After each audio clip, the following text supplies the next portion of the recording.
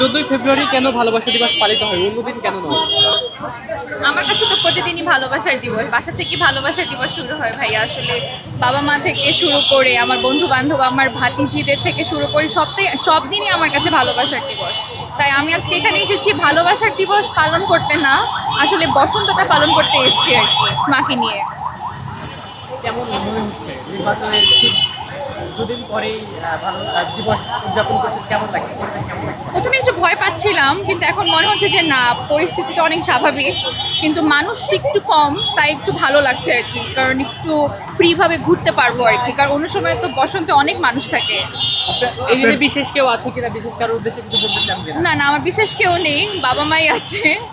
তো আর আমার পরিবারের সবাইকেই আসলে বিশেষ করে বলার তো কিছু নেই, সবাইকে প্রতিদিনই বলা হয় যে তার সবাইকে ভালোবাসি। কাউকে ভালো লেগেছে কি বা লাগেনি এমন কিছু আছে কিনা? না। Thank you.